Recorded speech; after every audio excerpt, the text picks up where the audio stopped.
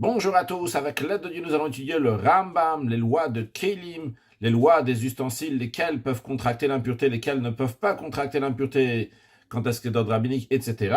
Le 7e chapitre, suite au chapitre précédent, le chapitre 6, dans lequel le Rambam nous a dit à partir de quand des ustensiles qui sont en bois contractent l'impureté, quand est-ce qu'ils sont considérés des ustensiles, à partir de quand ils ne seront plus considérés des ustensiles en bois. Maintenant, on va parler des ustensiles qui sont faits en cuir avec de la peau. Quand est-ce qu'ils contractent l'impureté et à partir de quand ils ne contractent plus l'impureté. Alacha Aleph, Kleor, les ustensiles qui sont faits à base de peau, mais Matay Mekablim Toum, à partir de quand ils contractent l'impureté, c'est-à-dire à partir de quand c'est considéré que cet ustensile a été achevé, il est fini, il est fait pour être destiné à être un ustensile, et à partir de ce moment-là, il peut contracter l'impureté. Alors, en ce qui concerne la tourmal, donc c'est un sac des bergers où ils mettent leur nourriture et le suspendent sur le cou, cet sac-là avec Kayot Sebo, ce qui est semblable à ça, qu'on peut voir ici dans l'image.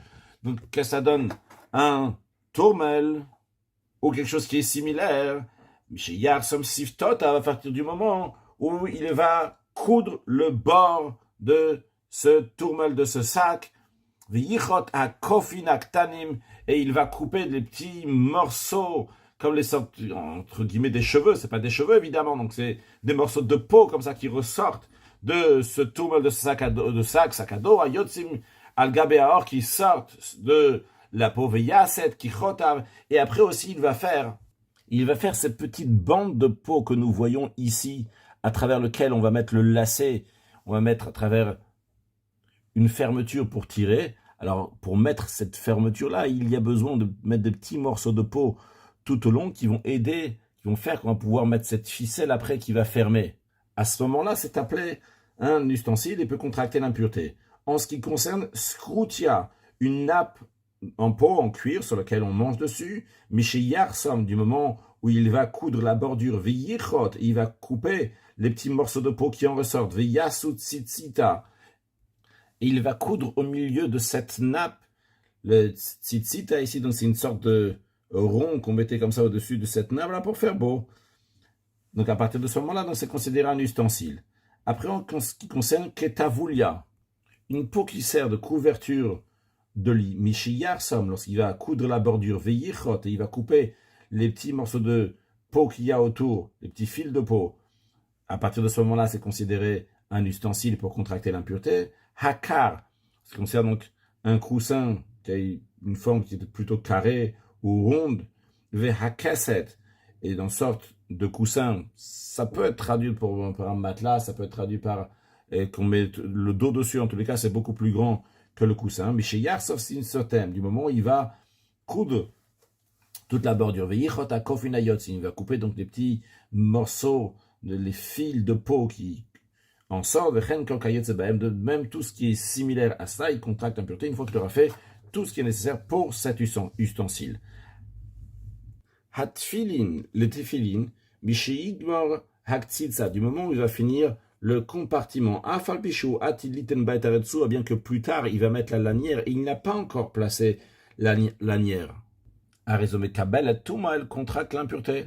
Or aari sachuatin la sotlotibur, la peau d'un berceau, c'est-à-dire la peau qu'on met dans un berceau pour que lorsque l'enfant il va faire ses besoins, il ne va pas abîmer donc le matelas qu'il y a en dessous. Alors tant qu'il n'a pas encore fait un tibour, il y a plusieurs explications sur ce tibour, ou bien que ce soit un jouet pour l'enfant qui est rattaché à cela, ou bien que c'est une sorte de poche qu'on met à l'intérieur pour pouvoir mettre des choses qui vont faire que ça soit doux et agréable pour l'enfant.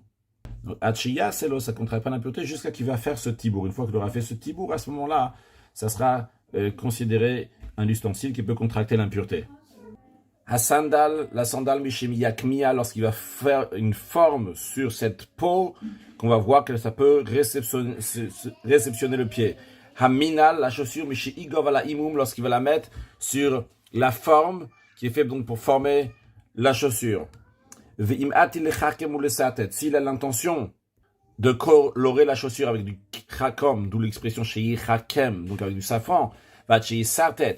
Et s'il a l'intention donc de les sartet, c'est de mettre des motifs, de graver des motifs sur la chaussure, Dans ces cas-là, quand est-ce qu'elle va contracter l'impureté? Uniquement peut-être uniquement une fois qu'il aura fini de faire ce qu'il voulait faire, donc c'est de mettre la couleur et de graver des motifs. De même tout ce qui est similaire à cela. Halacha bet.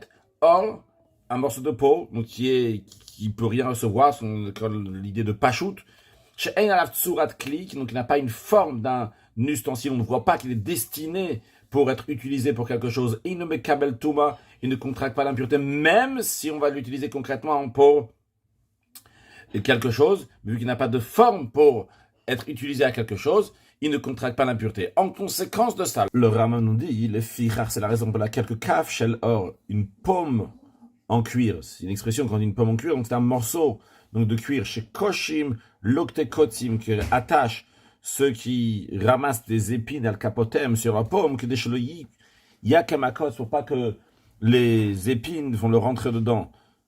On peut voir ici, mais on peut aussi s'imaginer simplement donc un morceau, imaginons que ça c'est du cuir, quelqu'un qui met sa main ici, et comme ça ça s'attache comme ça, quelque chose qui l'attache ici, qui attache aussi donc les doigts, et comme ça donc il prend, et il peut prendre des épines sans se faire mal.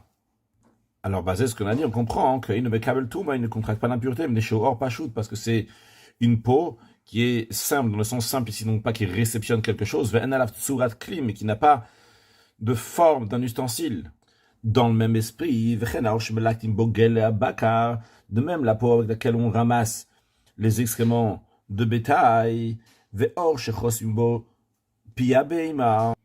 et une peau avec laquelle on muselle un animal, pour pas qu'il va manger du blé lorsqu'il travaille, ce qui est évidemment interdit d'après la Torah. Et une peau avec laquelle on fait partir les abeilles. Au moment où on veut prendre le miel de la ruche. Et d'après certaines explications, il s'agit ici qu'on met des excréments, des engrais sur cette peau-là et on fait de la fumée. Et c'est ça qui fait partir les abeilles. En tous les cas, donc il y a une peau en tous les cas, qui est simple, qui est pas shoot et qui n'est pas un kili, qui n'est pas...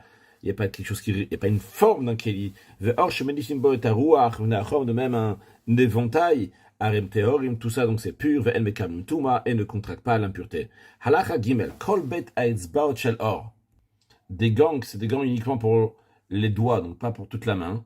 Alors en général, tous, teor, ils sont purs. Chutz michel kayat, il y a l'exception de ceux qui cueillent des fruits qu'après ils vont les sécher. Que leurs gants qu'ils mettent sur les doigts, ils ont un peu d'espace, lorsqu'ils ramassent du sumac, donc c'est quelque chose qui n'est pas comme, on va donner un exemple, une vigne, une grappe dans laquelle il y a plein de grains. Alors là, il y a plein de grains dans ce sumac, et donc eux, ils prennent donc quelques grains, et ils mettent pas mal de grains, presque même tous les grains, ils les mettent comme ça à l'intérieur. Maintenant, Nikria, si ça a été déchiré, ils mènent à Mekabelet et Rovaog, donc si ça peut pas réceptionner maintenant la majorité de cette grappe, je sais pas comment dire en français, on va dire une grappe de sumac, mais en tout cas il y en a plusieurs, et bien c'est tout, donc la majorité ne rentre pas, Théor à ce moment-là elle est pure. Dalet, à Avnet Shalor, une ceinture en peau, et la peau que ceux qui sont malheureusement amputés, ils courent comme ça sur le moignon de leurs genoux pour se traîner sur le sol, ça contracte l'impureté. Pourquoi? Le Rav nous dit, j'arrête surat kli alem, parce qu'il y a une forme donc de récipient, de réceptacle, qui est là pour réceptionner donc le morceau de la jambe. De même des peaux qui sont faits comme des anneaux chez Machnistimot un moment que les ouvriers le mettent sur leur bras, que de la gbia bidem al yadam, pour soulever leurs vêtements de la main, pour pas que les vêtements vont se salir. Donc ils soulèvent les vêtements, mais ils ont besoin d'une sorte d'anneau, d'un élastique comme ça.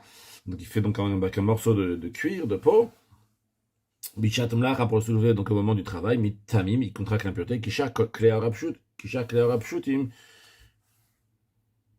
comme les autres ustensiles qui sont en peau, bien qu'ils sont pas shoot, mais vu qu'ils servent aussi bien l'homme, ils servent bien ce qui sert l'homme, et ils ont une forme d'ustensile, bien qu'ils ont un clicky-boule. Ils contractent l'impureté. C'est-à-dire, il faut savoir, il y a ce qu'on appelle le pachout, c'est tout plat. Après, il y en a un qui est pas clicky-boule, il réceptionne pas, mais il a une forme d'un ustensile. Après, il y a le clicky-boule. C'est 3 niveaux qu'il y a. Alors, ça nous suffit, même s'il y a seulement surat kli, s'il y a la forme d'un ustensile. Et cet ustensile, ça sert pour l'homme, et ça sert aussi pour les ustensiles qui servent l'homme. En l'occurrence ici, ça sert l'homme, ça sert aussi donc la chemise de la personne, sa veste, son pull, eh bien, ça contracte l'impureté.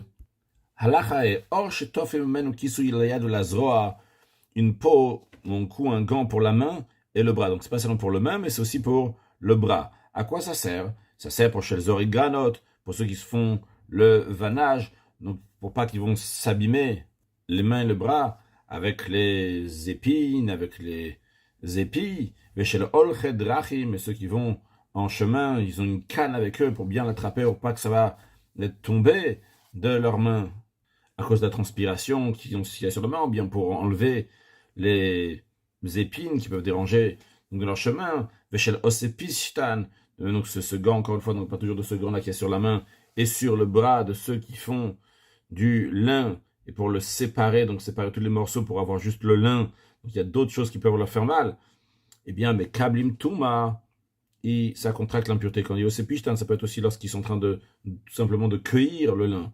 Maintenant, si ce gant-là, il était des peintres, ou bien des forgerons, et il ne me câble tout, mais il ne contracte pas l'impureté, bien qu'il a aussi donc une forme pour la main et le bras. Il est fait pour que l'ustensile ne va pas s'abîmer avec la transpiration. Voici la règle. Celui qui est fait pour réceptionner la main et le bras, pour que ça ne va pas déranger des épines, ou bien qui va bien pouvoir attraper l'objet. Dans ces cas-là, mais kabel tout, il contracte l'impureté. Parce qu'il est fait pour recevoir la main, pour réceptionner cette main. Par contre, si c'est un gant qui est fait pour la transpiration, que pour pas que l'objet avec lequel il est en train d'utiliser va s'abîmer avec la transpiration. Et il ne me câble tout, moi dans ces cas-là, ça ne contracte pas d'impureté. Parce que il n'est pas fait pour réceptionner la main, il est fait pour autre chose, il est fait pour l'objet. Pour que l'objet ne va pas s'abîmer. Maintenant, quelle est la taille, la mesure qu'il va y avoir un trou dans un ustensile en peau, et à ce moment-là, il sera pur. En ce qui concerne une outre, mais lorsqu'il y a un trou, si ça peut sortir une bobine de fil de la chaîne, c'est-à-dire il y a des fils de la chaîne et les fils de la trame. Les fils de la chaîne, ils sont plus fins que les fils de la trame. Et dès que les fils de la chaîne, une bobine, elle peut sortir par un trou de cette outre, et bien à ce moment-là, elle ne contracte plus l'impureté.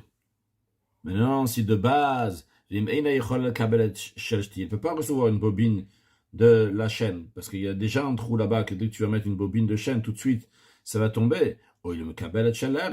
Alors, vu qu'elle peut oui recevoir une bobine donc, avec des fils qui sont plus épais, donc des fils de la trame, et une telle bobine, alors vu qu'elle peut encore réceptionner ça, mais Kabel Touma, elle contracte l'impureté. De base, elle ne pouvait pas prendre une bobine de chaîne, mais elle pouvait prendre une bobine de trame. Donc c'est la raison pour laquelle elle est encore considérée qu'elle peut contracter l'impureté à Chitnakevruba, jusqu'à qu'elle va trouver trouée en majeure partie.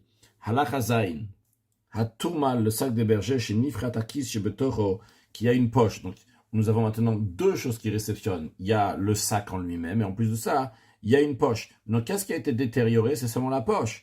Alors, est-ce qu'il contracte encore l'impureté? Bien sûr que oui, parce que la poche, en effet, elle contracte l'impureté, mais le sac en lui-même, il contracte plus l'impureté, vu qu'il peut encore réceptionner des choses. Et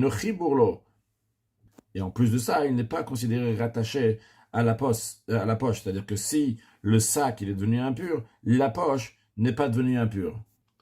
Achamet, l'outre. Ici, on peut voir une outre. Donc, cette personne est là sur lui, et on voit que c'est en forme d'animal. Il y a tout un animal donc, qui est ici, qui a été découpé de manière qu'on va garder un maximum de l'animal tel qu'il est, et après, on va faire rentrer des choses à l'intérieur, comme une forme de sac. Et vu qu'il y a tout l'animal, il y a aussi Habeitzim, c'est les testicules. Les testicules, donc, c'est comme deux trous qui réceptionnent. Shabeitzim shelamekablotima. Donc, ces testicules, ils peuvent servir de réceptacle. Venifrat, ou s'ils ont été détériorés, maintenant ils ne peuvent plus réceptionner uniquement les testicules, ils peuvent plus réceptionner théorot. Dorénavant, donc cet endroit-là, donc des testicules, c'est pur, ça ne contracte pas d'impureté. Chez Inam parce que ils ne peuvent plus les contenir de la manière normale. Parce que quand on va mettre là-bas du liquide, le liquide va se verser. Donc il faudra mettre sur le côté. Quand on dit ça a été détérioré, oui, il y a un trou. Si tu vas mettre sur le côté, donc cette outre avec les testicules sur le côté, ça va oui pouvoir réceptionner quelque chose. Mais que Darkan, normalement, si tu laisses dans la position normale, ça ne peut plus réceptionner des liquides. Mais l'outre elle-même continue à contracter l'impureté, à pouvoir contracter l'impureté. Ou bien si elle était impure, elle reste toujours impure. Car à rappeler que quand c'est un ustensile à ce moment-là, et ça peut contracter l'impureté, ou bien si c'est impur, ça reste impur. Une fois qu'il n'est plus un ustensile, s'il était impur, il devient pur maintenant. Et s'il était pur jusqu'à présent, en tout cas, dorénavant, il ne pourra plus contracter l'impureté, évidemment. En tous les cas, ça c'est uniquement pour les testicules. L'outre en elle-même, elle continue à contracter l'impureté. Parce que comme on a vu dans la halakha précédente, la manière que elle ne va plus contracter l'impureté, c'est s'il y a une bobine qui peut sortir. Donc un trou qui est plus grand. Le Ram va nous parler maintenant d'un ustensile, donc encore une fois, donc il y a une peau ici, donc on peut voir la peau. Cette peau-là, elle a à l'intérieur, il y a des boucles, et les lacets. Donc les lacets qui sont rattachés, qui sont cousus donc avec ces boucles-là. Maintenant, quand on veut en faire un sac, on va tirer comme ça sur tous les lacets, et ça, ce qui va se former, donc il y a 4 lacets ici. Quand on va tirer, donc ça, comme ça, tourner tout autour, ça va serrer, de manière que ça se ferme, et ça se fait donc un ustensile. Le Ram m'a donné l'exemple, ce qu'il appelle une sandale dévalée. Ici, on voit qu'il a pris un morceau de peau dans lequel ici, il y a à l'intérieur donc des boucles, et il y a comme ça des lacets qui passent. C'est le même principe donc du sac que nous venons de voir il y a quelques instants, que la peau en elle-même, donc c'est une peau qui est étalée, qui est pachoute, et que la personne, donc après, lorsqu'elle le met comme ça, lui donne une forme à son, donc c'est pour le pied. Le Ram va nous donner un exemple d'une bourse qui a des lacets. Lorsqu'on va tirer dessus, ça va donc faire une bourse. C'est la même idée donc du sac que nous avons montré il y a quelques instants, que de base c'est une peau donc qui est plate.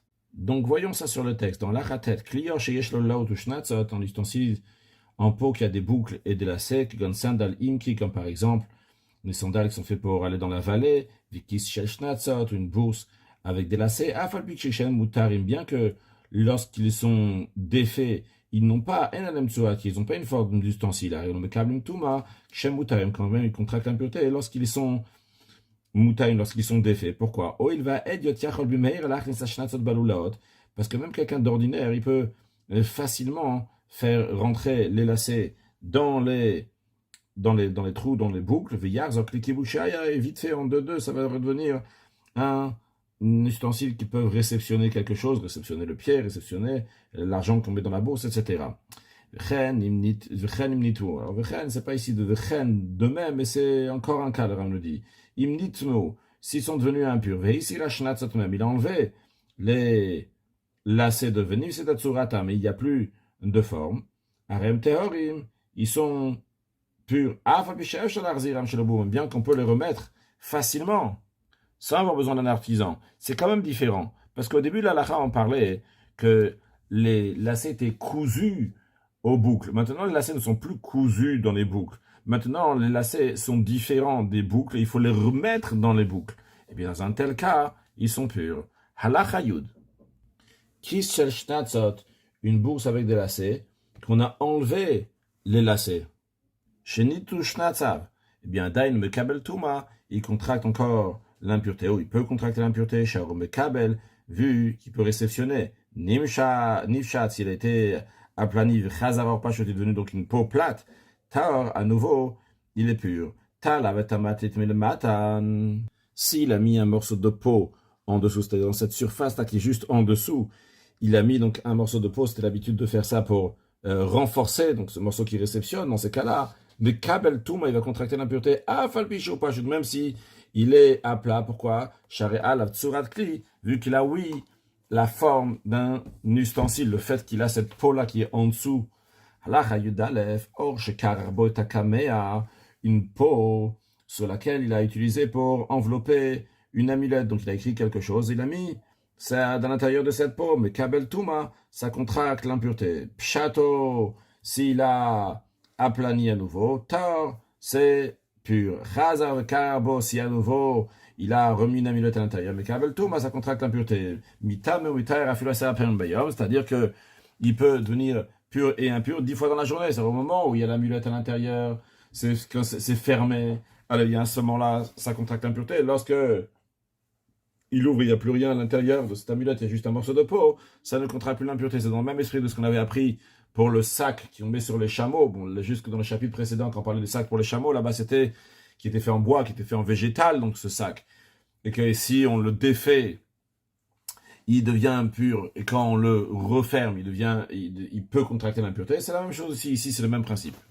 Seulement qu'ici, dans notre chapitre, on parle des ustensiles qui sont faits en peau, qui sont faits en cuir.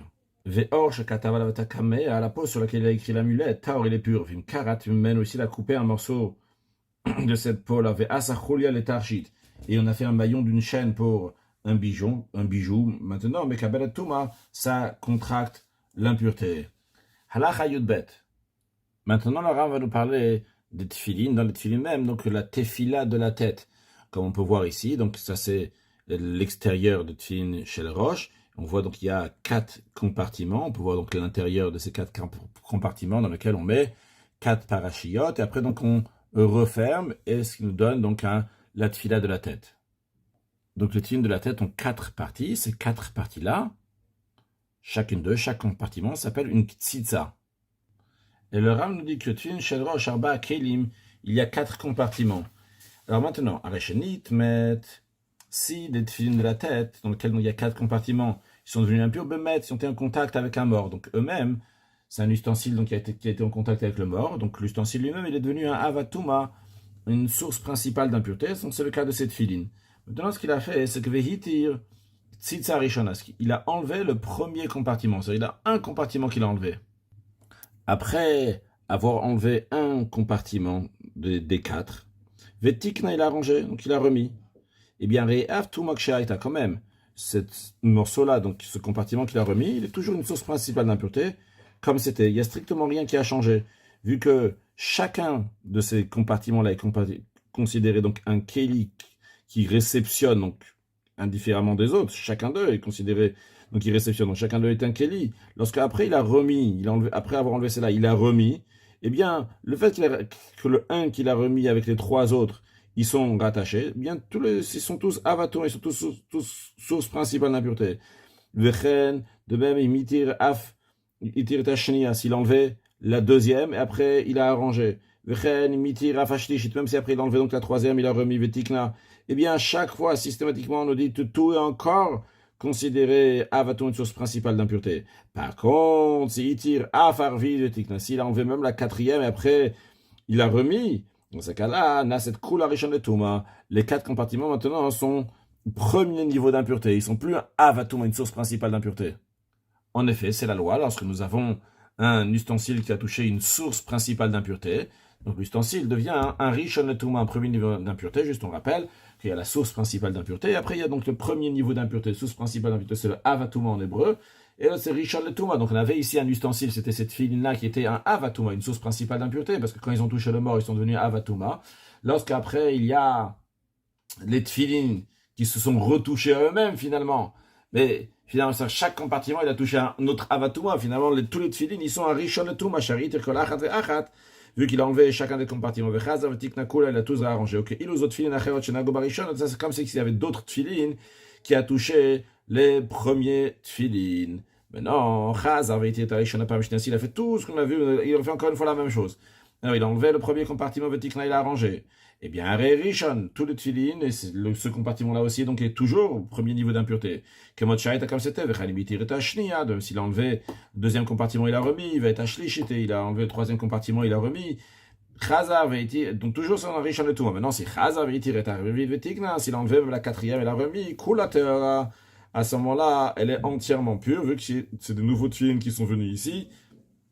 Et tout a été changé. C'est de la même manière que on a vu dans la première étape, lorsqu'il en fait 1, 2, 3, jusqu'à 4, eh bien, maintenant, les tfilines sont plus avatouma, sont plus source principale d'impureté, ils sont à rishon et tout. Maintenant, lorsqu'il en fait 1, 2, 3 et 4, ils deviennent purs, ils sont plus impurs. Pourquoi? Parce que le premier niveau d'impureté ne rend pas impur des ustensiles, mais des chouvala, parce que c'est un dérivé. Comme on a appris dans les lois de Toumatmet. Maintenant, le Rav va nous parler d'une sandale. Donc, une sandale, comme elle est présentée, comme elle était à l'époque, nous avons donc 3 parties. Nous avons, donc, derrière, nous avons ce qu'on appelle le ekev, donc le talon. Nous avons ce qu'on appelle le ozen, littéralement donc les oreilles, mais ce qui veut dire le rabat, le lacet de la chaussure. et ce qu'on appelle le chotem, littéralement qui veut dire le narine, donc ce qui est devant, il y a donc la partie qui est devant. Sur cette image-là, on peut voir donc la même chose de manière un peu plus carrée, plus sophistiquée. Donc nous avons donc derrière ce qu'on appelle le ekev, nous avons ce qu'on dit au milieu, donc ce qu'on appelle le oznaim, donc l'oreille, et nous avons donc le chotem, ce qui est devant. Juste à noter que le Ram ne va pas nous parler de ce qu'on appelle la soulia, donc de ce qui réceptionne le pied, mais il va parler uniquement de ce qui est sur la soulia, ce qui est au-dessus. Alors, dans l'esprit de ce qu'on a dit à propos des tefilines, quand on les a détachés à un morceau, et après on remet, etc., c'est quoi le statut des tefilines par rapport à son niveau d'impureté? Le Ram nous dit rien sandal, de même en ce qui concerne donc une sandale, shoutam midras, qui était impure parce que c'était foulé par un zav. Un zava, ni d'ayoled, qui ont foulé donc, sur quelque chose qui est fait pour être foulé dessus, par exemple une chaussure, c'est l'exemple. Donc il devient une source principale d'impureté. Venifseka achat me oznav. Donc un des ozen, donc du côté donc du rabat, c'est coupé. Vetikna, il a rangé. Eh bien, remidos kshaya, il est toujours impur en tant que quelque chose qui a été foulé par le zav. Nifseka shnia vetikna, si après celle de l'autre côté aussi, elle a été enlevée. Et il a arrangé Aromidra, Tikna. Dans ce cas-là, Taormina Midra. Maintenant, c'est pur. C'est plus considéré que le Zav a foulé dessus. C'est-à-dire, il est plus impur en tant qu'un ustensile sur lequel le Zav a foulé. Pourquoi Sharena sous l'Oznaim Khadashim? Parce que maintenant, il y a des nouveaux Oznaim, il y a des nouveaux rabats qui sont là. Mais quand même, bien que c'est plus impur de Midras. Avalta, mais Maga Midras. Mais c'est impur comme quelque chose qui a touché quelque chose qui a été foulé par le Zav. Maintenant, dans un cas que le His, il n'a pas eu le temps d'arranger donc le premier os et le premier rabat, que le deuxième rabat aussi a été coupé, Oshinif s'attaque à Cave, ou bien que la partie arrière de la sandale a été coupée, déchirée, Onital Chotmo, ou bien que la partie avant de la sandale a été enlevée, Onech, la Krishna, ou bien qu'il a été coupé en deux, Taor, il est pur. Minal, une chaussure, donc une chaussure ça entoure tout le pied, le dessus aussi du pied, pas comme une sandale. Ça entoure donc aussi le dessus du pied totalement. Shenifra, qui a été détérioré, mais le Kabel Rovarégal, si ça ne peut pas réceptionner la majorité du pied, Taor, c'est pur. Halachayuda, les tfilin shenit, mais des tfilin qui sont devenus impurs, mais mataitarat, à partir de quand c'est plus un ustensile et ça va devenir pur. Shaliad, si c'est les tfilin de la main. Contrairement au tefilin de la tête dans lequel il y a 4 compartiments, dans le tefilin du bras, celui de la main, donc il y a seulement un compartiment. Alors quand est-ce qu'elle va devenir impure? Pure dorénavant, lorsqu'il va les détacher de 3 côtés, c'est-à-dire les tefilin, on peut voir ici donc le cube des tefilin qui est rattaché, un côté, 2 côtés, 3 côtés, et 4 côtés. Si il le détache comme ça de 3 côtés, c'est-à-dire il reste que un côté comme ça sur lequel c'est rattaché, mais il y a 3 côtés qui sont détachés. À partir de ce moment-là, ça ne contracte plus l'impureté. Veshel Roche, en ce qui concerne donc le tefilin de la tête. Mishiyat et Mishal Jochot, il doit faire ce qu'on a vu pour le tefilin de la main. Donc, premièrement, le détacher de 3 côtés. Mais en plus de ça, il doit aussi séparer au ben tzitz à la chaverta entre un compartiment et l'autre compartiment. Halachatet vav, hakadour, une balle qui est en peau rembourrée de poils et de haillons à l'intérieur. Vea imum, et la forme pour chaussure, comme on peut voir ici. Vea kamia, et l'amulette. Vea tfilin, et les tfilin. Le point commun de ces 4 choses-là, c'est qu'ils ont quelque chose à l'intérieur. Chez Nikyo, ils ont été déchirés. Achashenit, une fois qu'ils sont devenus impurs. Ils étaient déjà impurs, après ils ont été déchirés. Hanogea baem, ceux qui les touchent, tam, il est impur. Maintenant, s'il a touché au Bamesh et Betochan, il a touché ce qui est à l'intérieur, Taor, il est pur. Aïkou Shel Chama, en ce qui concerne une selle d'un âne qui est rembourrée de haillons, chez Nikra qui s'est déchiré, Hanogea Bamesh et Betochan, et ceux qui touchent ce qui est à l'intérieur, il est impur. Pourquoi? Parce qu'il y a la couture donc, qui joint tout venas et kulo que goufer, donc il est considéré comme un seul élément. Conclure avec un mot de Chassidut, on a parlé des tfilin, on a vu qu'il y a 4 compartiments dans le tfilin Shel Rosh, même dans le tfilin du Yad aussi, et bien qu'il n'y a pas 4 compartiments, mais il y a 4 parachiotes. C'est expliqué dans la Chassidut, dans la Kabbalah, que ça correspond à Chochma, Bina, Dat, 3 facultés intellectuelles. Après, il y a 4, parce que le Dat, c'est lui qui va aider la personne à décider est-ce qu'il va aller dans le sens du chesed ou bien dans le sens de gvura, c'est-à-dire est-ce que cette chokhmah bina, ce qu'il a étudié, va amener une conclusion, donc la personne elle est chayav, ou bien si c'est chayav, donc c'est chayav, c'est le din, c'est la gvura, si c'est pator, donc c'est-à-dire que dans le date, il y a aussi bien le chesed et gvura qui se partagent en deux, Et ça correspond donc aux parachiotes qui sont à l'intérieur. Le Kadesh ve'ayaki v'yachad, ça correspond à Chokma et Bina. Et Shema v'ayem shamoa, ça correspond à Chesed et Gvura, à Ava ve'ira. Que Dieu fasse que très prochainement, on va voir la venue de Mashiach. Là, on va mettre donc toutes les sortes de paires de tefilin pour amener toutes les lumières divines ici sur terre. Et aller Mechail el Chail, de niveau en niveau, très prochainement, lors de la venue de Mashiach. Now, une excellente journée.